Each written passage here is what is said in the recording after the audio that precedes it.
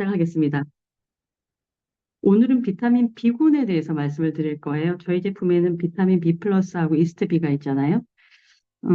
제가 이제 저번에 말씀드렸던 것처럼 저는 초이스 중에서 가장 많은 부분에 그 글밥이 있는 게 아세로라씨, 칼맥, 비타민 B군이거든요. 그 중에서 비타민 B군은 장난 아니게 내용이 많아요. 그래서 요거를 한번 보여드리고 싶어서 예전에 적어놓은 초이스를 찾다 보니까 버렸더라고요. 정리가 다 됐으니까 그걸 버린 것 같은데 정말 깨알 같은 글씨로 엄청나게 많은 그런 내용들을 초이스에 적어놨었던 그런 기억이 있습니다. 근데 지금은 그렇게까지 적지는 않고 오른쪽에 보시면 뭐 1번의 에너지 대사 뭐 이렇게 쭉 있잖아요. 그중에서 7번까지 안 갑니다. 요즘엔 한 4번 정도까지만 적고 말기는 하는데 어쨌든 비타민 B군이 감초 역할을 할 정도 굉장히 다양하게 쓰이고 있더라고요. 그래서 왼쪽 한번 보시면 소화가 잘 안 돼? 비타민 B군. 운동하고 알 생겼어. B군. 지루성 피부염 어떡하지? B군. 구내형 설염, 입덧, B군. 신경 비타민, B군. 기립성 빈혈에 B군. 해독, B군. 채식주의자는 꼭 먹어야 돼, B군. 계속 적었거든요, 이 내용들을. 적었는데 문제는 소비자분들이 물어보세요. 왜? 왜 이렇게 이걸 먹어야 되는 거야? 라고 했을 때는 점점점점 됐어요. 그러다 보니까 제가 공부를 하게 된 계기가 된 거거든요. 왜 먹어야 되느냐면 넘어갑니다. 1번이 비타민 B군 하면 에너지 대사예요 라고 해요. 그래서 천연의 소화제입니다 라고 하는데 저 같은 경우에는 이스트비 또는 비타민 B 플러스가 냉동실에 보관이 되어 있습니다. 지금은 다 먹어서 없는데 제가 이제 먹는 거를 워낙에 좋아하고 하루에 많이 먹습니다. 그러다 보니 소화제가 좀 많이 좀 필요했었어요. 지금은 안 그렇지만. 그래서 한 번씩 자다가 너무 이제 무리하게 먹고 자다가 속이 너무 불편하면 지금이야 엔자임 바이옴을 바로 털어놓고 식사 후에 하면 되겠지만 그때는 엔자임 바이옴이 없었잖아요. 그랬을 때는 저는 이제 자다 말고 일어나서 B 플러스를 두 알이나 세 알을 먹거나 아니면 이스트비 두 알을 씹어서 먹거나 하거든요. 그러면 정말로 너무 속이 피어나게 다시 잠잘 수가 있는 거예요. 그러다 보니, 아, 정말 에너지 대사를 하는가 봐. 소화제가 맞아라고 하는데, 제가 이제 글밥이 워낙에 많기 때문에 다 할 수는 없고요. 탄수화물 대사 같은 경우에도 결국은 우리가 먹은 게 에너지로 쓰여야 되는데, 그 에너지로 쓰일 때 완전 연소되냐, 아니면 불완전 연소가 되느냐, 다 쓰였어, 다 안 탔어. 이 두 가지로 나뉘거든요. 다 연소가 됐다고 하면 땀이나 소변으로 배설이 되는 것이고, 불완전 연소가 됐기 때문에 젖산으로 쌓이거나 또 아니면 식곤증. 요즘에는 저희 식곤증이란 말을 잘 안 하고 혈당 스파이크라는 표현을 많이 좀 쓰잖아요. 먹고 난 뒤에 에너지로 못 쓰이고 남아있는 애들 때문에 그러는데 그때 비타민 B1이 부족한 거다. 그러니까 비군을 먹어야 된다. 단백질 대사도 보시면 단백질을 우리가 먹고 결국은 아미노산이 되어서 에너지로 쓰여야 되는데 그 아미노산으로 완전 연소가 되지 않기 때문에 비타민 B군이 도움을 받아야 된다.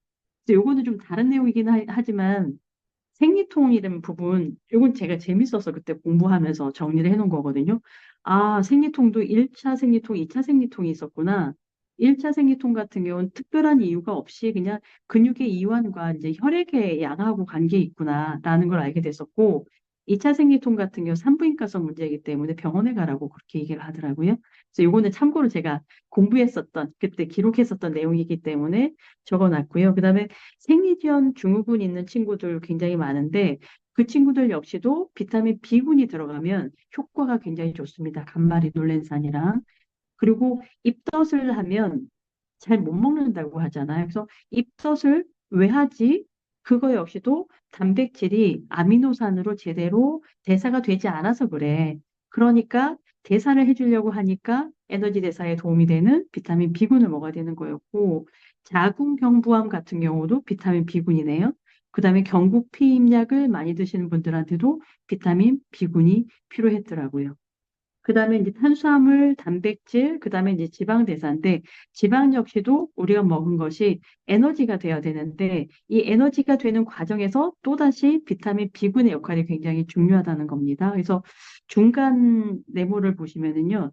비타민 B1이 부족하거나 격렬한 운동을 하면 젖산, 피리부산 아니고 피부루산입니다. 잘못 썼습니다. 젖산이나 피부루산이라고 해서 나쁜 것이 이제 쌓이는데 이게 혈액을 산성화시키고요.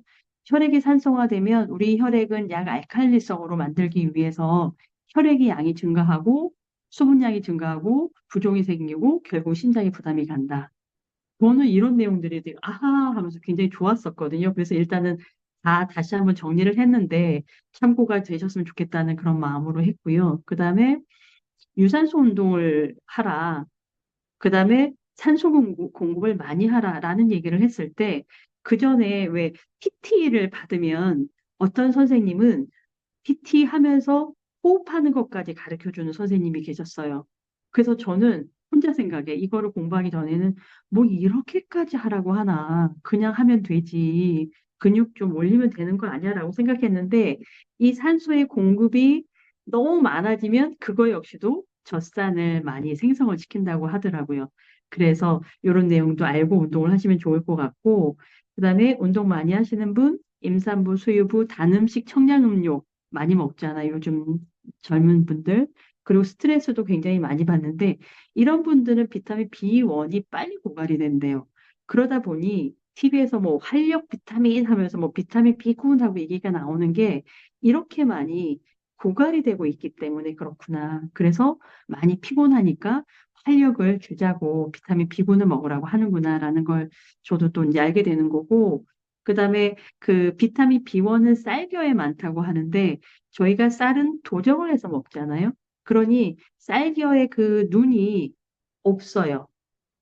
갑자기 단어가 생각이 안 나요. 그 눈이 없어요. 도정이 되어 있어요. 그러다 보니 비타민 B가 거의 없는데 심지어 거기에 얼마 남지 않은 비타민 B1이 수돗물에 있는 염소로 그 쌀을 씻으면서 그나마 남아있는 비타민 B1마저도 다 제거를 해버리거든요. 그래서 우리가 쌀밥을 먹으면 비타민 B원은 하나도 먹을 수가 없고 탄수화물만 먹게 되는 거예요. 그러다 보니 비타민 B군을 먹어줘야 된다. 그리고 그 밑에 단락에 보시면 중간에요. 두피에 보면 지루성 피부염이 있어서 뭐 먹으면 돼? 또는 어떤 샴푸를 써야 돼? 라고 물어보시는 분들이 많이 계셨거든요. 그러면 그 전에 이거 그 비타민 공부가 안 됐을 때는 비듬 샴푸만 권해줬었어요. 근데 공부를 하고 난 뒤에는 지루성 피부염이 지방 대사가 안 돼서 그래요. 라고 하면서 비듬 샴푸 플러스 비군을 권해줬더니 효과가 되게 좋아서 그것 때문에 사업에 관심을 가졌던 그런 분도 계셨거든요. 그리고 구내염, 설염에 먹으면 뭐 먹으면 돼요? 라고 굉장히 많이 물어보세요. 그러면 이거 역시도 비타민 B2가 부족해서 그렇다고 합니다. 그래서 비타민 B2 또는 저희가 이제 그 저기 항산화 비타민 C 그리고 또 유산균 같이 먹으면 금방 좋아지잖아요. 그래서 그랬던 거였고 그다음에 이제 비타민 B군 같은 경우는 행복 비타민이라고 얘기를 하는데 이쪽에 B6에서 나옵니다. 넘어갑니다. 그리고 또 비타민 B군이 하는 조혈작용. 왜? 헤모글로빈을 합성을 하니까. 근데 여기서 저는 다른 내용이 아니라 빈혈에 대한 얘기를 하고 싶어서 적어놨었는데 주변에 나 빈혈이 있어. 뭘 먹으면 돼? 라고 또 물어보는 분이 계시잖아요. 그러면 예전에 비타민 B군에 대한 공부가 안 됐을 때는 무조건 빈혈하면 철분제를 권해줬었거든요. 아이언 폴리 플러스. 근데 지금은 물어봅니다. 혹시 결핍성이라고 해요? 아니면 비타민 결핍성이라고 해요? 라고 물어봐요. 그러면은 어떤 분들은 저는 철결핍성이에요 라고 얘기를 하셔요. 또 어떤 분들은 모르겠어요 라고 얘기를 하시거든요. 그러면 병원에 가시면 어떤 게 부족한지 한번 물어보세요 라고 하면 또 답을 갖고 오세요. 거기에 맞춰서 비타민 결핍성 빈혈이라고 하면 우리 이제 비타민 B군을 권해주시면 됩니다. 그리고 간 기능을 도와준다고 하는 부분에 대해서 독성, 약물 독성이죠. 알코올도 독성이잖아요. 그래서 제가 암해하기 전에는 워낙에 술을 좋아하고 많이 마셨어요. 그런데 문제는 해독이 잘 안 돼요, 저는. 그래서 함어술을 이제 많이 마시면은 거의 3, 4일을 하면서 이제 생활을 하곤 했었었는데, 아메이를 하고, 그 다음에 공부를 하고 난 뒤에는 술 먹기 전에 이스트비 두 알을 먹습니다. 술 먹고 난 뒤에 두 알을 먹고, 다음날 아침에 일어나서 또 두 알을 딱 먹으면 하나도 뭐라 하지? 숙취가 없어요. 야, 정말 우리 뉴트리라이트 해독력 짱이구나라고 생각을 하고 있는데, 이렇게 드시면 되게 좋으시고, 그리고 최근에 보면 항생제를 어린 애들한테도 굉장히 많이 먹이는 그런 상황들이 있더라고요. 그리고 알고 먹이는 분들도 계시지만, 모르면서 그냥 이렇게 먹이는 분들도 계셨는데, 이 항생제를 너무 많이 먹으면 간에서도 또 해독을 해야 되니까 부담이 돼요. 그래서 간 질환이 생기고, 간에만 부담이 되는 게 아니라 장도 도와줘야 되다 보니까 부담을 된대요. 그래서 항생제 먹으면 설사를 한다? 간에 이미 부담이 되어 있는 겁니다. 그래서 항생제 많이 드시는 분들한테도 이스트비라든가 비타민 B 플러스를 권해주시면 좋고, 우리가 입원하신 분들 병문안 가면 뭐 다양한 이런저런 것들을 많이 사들고 가잖아요. 그랬을 때도 우리 비군을 선물로 가져가는 것도 좋을 것 같습니다. 그리고 스트레스 호르몬 하니까 스트레스가 또 많이 쌓이니까 저희가 그 항산화제 해서 비타민 C도 권하지만 비타민 B군도 많이 부족하잖아요. 아까 고갈된다고 말씀드렸었잖아요. 그래서 비타민 B군을 또 추천해 주시면 좋으시고, 핵산 합성 관여 요거는 제가 있어 보이라고 써놓은 겁니다. 그래서 핵산이 뭐야라고 물어보는 분도 안 계셨고, 핵산하고 뭐가 관계가 있어라고 물어보는 분은 아무도 안 계셨지만, 그럼에도 핵산 합성하고 저희가 적어 놨었었고요. 그 다음 호모시스테인 합성에도 관여한다고 하는 그런 내용인데, 사실 저는 이 내용은 심장병이라든가 이런 쪽에 소비자들은 없어서 실제로 내용은 없어요. 근데 이 그 단백질이 아미노산으로 가려고 하면 결국 시스테인이라고 하는 좋은 물질로 변해야 되는데 호모시스테인으로 호모시스테인 뭐라 해야 되노? 다시요. 단백질이 아미노산으로 갈 때 호모시스테인이 생긴다고 해요. 시스테인이 생겨야 되는데. 그래서 이거 호모시스테인을 한마디로 단백질 쓰레기라고 얘기를 하거든요. 안 좋은 물질이에요. 근데 그게 자꾸만 생긴단 말이죠. 단백질이 제대로 연소가 되지 않았기 때문에.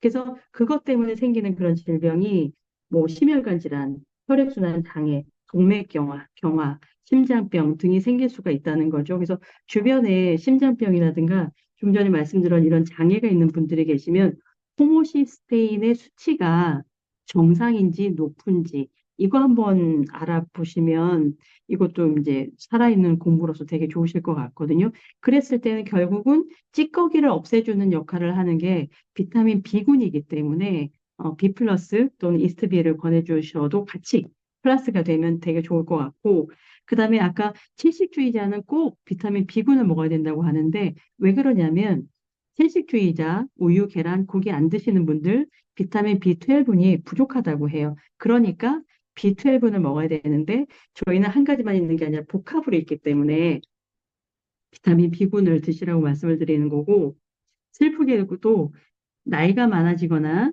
위암이나 위절제술을 하면 위산 분비가 줄면서 비타민 B12의 흡수력이 또 떨어진다고 해요. 그러니까 비타민 B군을 또 먹어줘야 되는 거고요.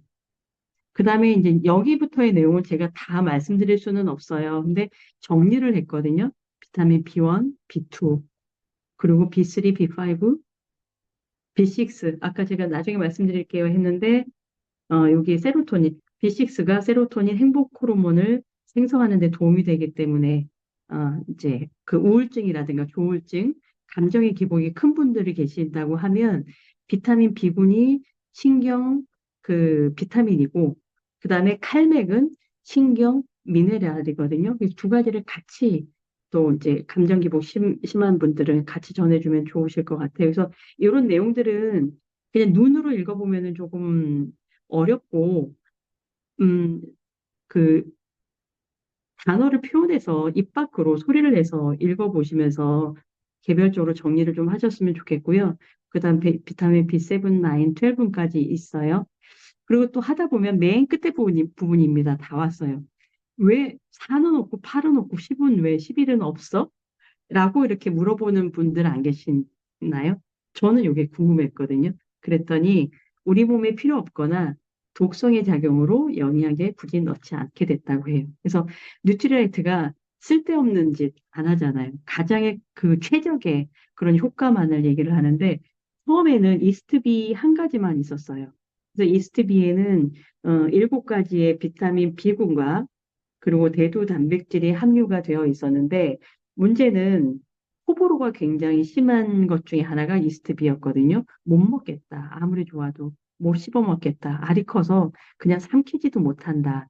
그러다 보니 뉴트라이트가 또 B 플러스라고 해서 8가지 비타민 B군을 다 채워서 그냥 물로 삼킬 수 있는 그런 정제 상태로 만들어 주더라는 거죠. 그래서 이것도 저는 사실 별게 다 감동이다라고 얘기하실 수도 있는데 와, 이렇게까지 우리의 어떤 니즈를 계속 해소해주고 들어주려고 노력하는 뉴트라이트가 있네라고 해서 저는 굉장히 감사했었거든요. 그래서 8가지 비타민 B가 채워져 있다. 그러면 그 밖에 필드에 나가시면 비타민 B1 뭐 있어? 뭐 리보플라민 뭐 있어? 뭐 이렇게 티아민 뭐 있어? 이렇게 한 가지나 두 가지나 세 가지만 얘기하시는 그런 분들도 계세요. 그런데 비타민 B군은 한 가지가 있는 것이 아니라 같이 어울려져서 복합체가 있을 때 그 효과는 더 증대가 된다고 하거든요. 그래서 그런 내용도 같이 얘기를 해주시면 좋을 것 같습니다. 그래서 오늘까지 그 이스트비까지는 좀 그 양이 좀 많았는데요.